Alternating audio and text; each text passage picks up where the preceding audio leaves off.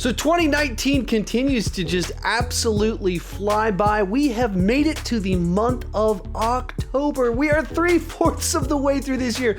That is just crazy to me how fast things are flying by, but that means it is time to do another Blu-ray haul.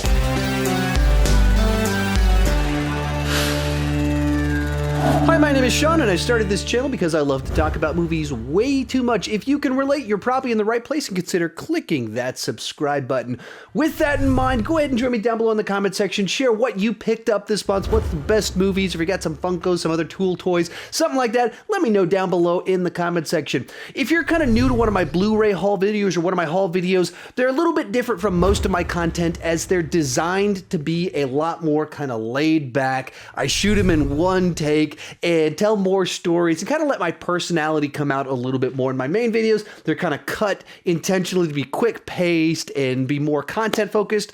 These ones are to let you know a little bit more about me. One final thing before we get started, down below in the comment section, share little links where you can pick up some of the stuff that I purchased. Like there's one set for one of the movies that I bought that I got for like 12 bucks. I got it on Amazon. I'll share a link down below in the description where you can pick it up for $12 as well if you think some of these are good deals. With that said, let's go ahead and get started with that one I was just talking about. We'll kick things off with the 4-movie Psycho set, which is only like $12 or $13 on Amazon.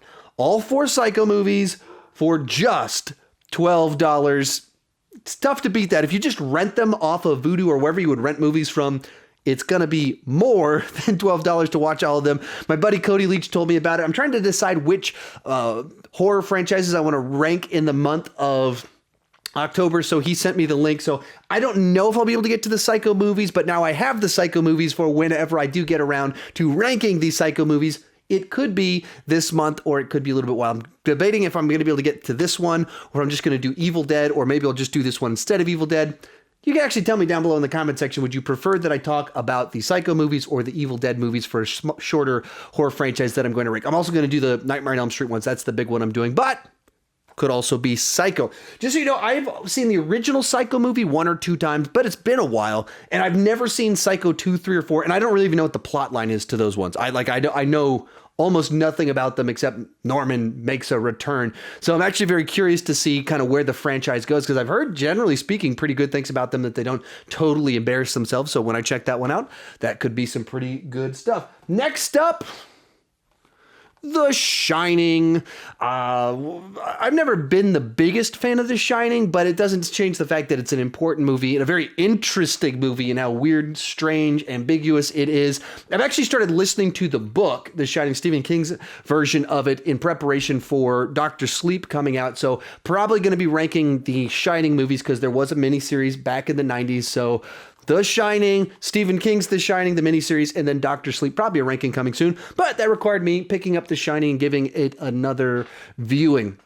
And I'm very curious because whenever I watch it this time, it'll be after I've already listened to the book. So I'll have kind of a point of reference to kind of compare it to.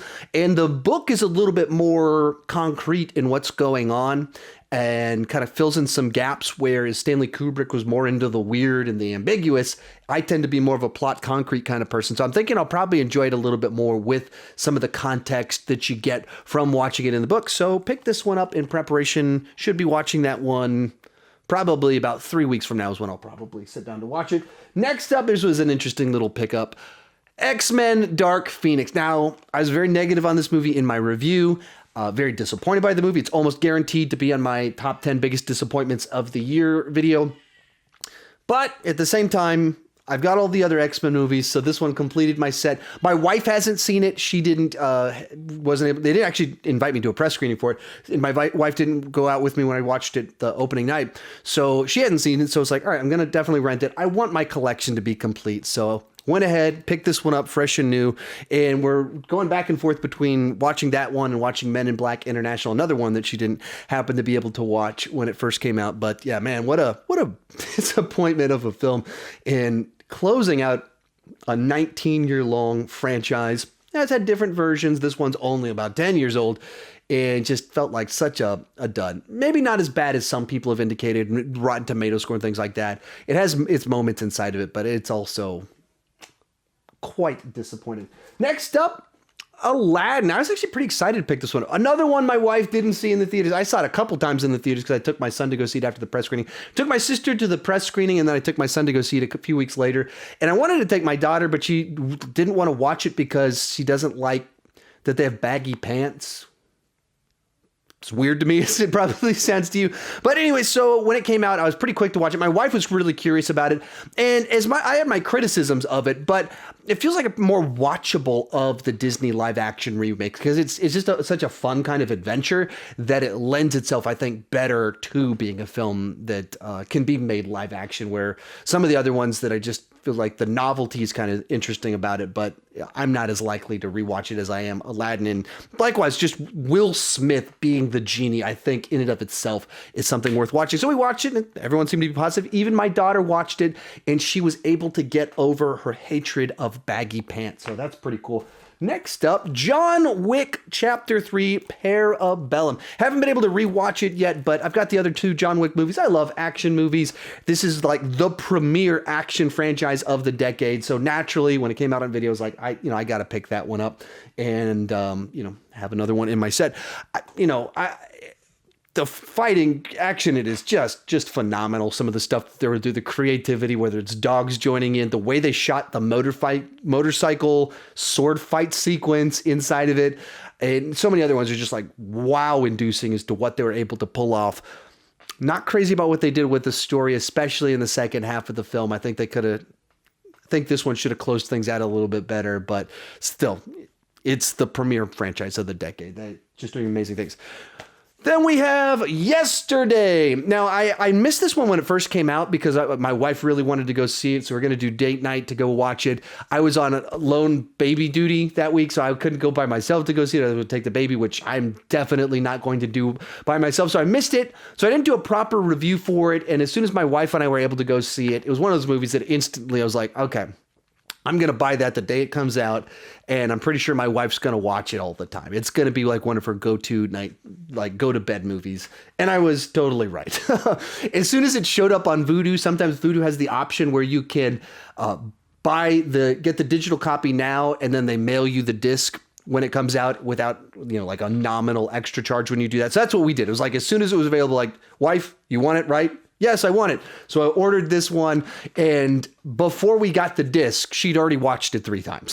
So I was like, yep, that's a right up line what my wife would do. Some people didn't. I heard a lot of people disappointed with it because it didn't necessarily have a clear answers for what was going on, and the story about the event inside of it is just, there's no effort to explain any of it. Fair enough. I felt the movie wasn't really about that, and so it didn't bother me. I was fine with what the movie gave me. I enjoyed what the movie gave me, which is, it's much more about these charming characters and Beatles music and kind of nostalgia for Beatles music and just this fun, uplifting story. What it's going for, it worked for me on all those levels. I just loved our main characters inside of it. Just such a cute couple that you're rooting for them. And the lead guy in it, I've never seen him in anything else. I don't know of him being anything other. I mean, people in the comments have told me he's in other things, but I'm not those aren't things that are on my radar at all. Would love to see this guy in a lot more stuff. I just thought he was just so good as, just the charming everyman inside of this film. So I'd love to see him show up in more things. Final movie edition of the month would be one I guess I referenced a little bit earlier, but Men in Black International. Once again, one that my wife didn't catch with me in the theater. So I wanted to pick up once again to complete my collection so my wife can see it. She likes Chris Hemsworth. She likes Men in Black movies. We named our child Liam. So, a Liam Neeson movie. We got to check that one out. And when we put it on and she fell asleep within the first 5 minutes. Now, that's not a statement about the movie. That's a statement about her just being tired. She's like, yeah, put on Men in Black. And then the credits start rolling. I look over. What? She fell asleep. What is going on here? So, unfortunately, that's what happened with that. But, so anyway, yeah. Pick that one up. Maybe that's actually what I'll watch tonight while I'm editing this video right here that I shot. Those are my movie pickups. A lot of the new releases. Normally, I don't normally pick up this many new releases. Normally, I have a lot more bargain bin type stuff. For whatever reason, the bargain bin was not my friend this month, but I decided to be bold in picking up the new releases while they're still expensive because I wanted to burn money or something. Anyway, picked up a few Funko Pops. All one collection, so I'll show you them all at once. Ta-da! the Michael Myers, Frederick Krueger, and Jason Voorhees collection of Funko Pops. It was Halloween coming up. There was a bit of a sale on these guys, or they weren't, they weren't expensive, so picked them up. There we are, right there. Nice, and I already had Pennywise. Yeah, I already had Pennywise. So then I have 4 horror icons that I can have fun with together for this month's horror videos. Anyway, there you have it. That's what I picked up this month. Tell me what you picked up down below. Also down below in the description, I will have the lists of links to where you can pick up some of the things that I purchased. Thank you so much for watching, and keep talking movies too much.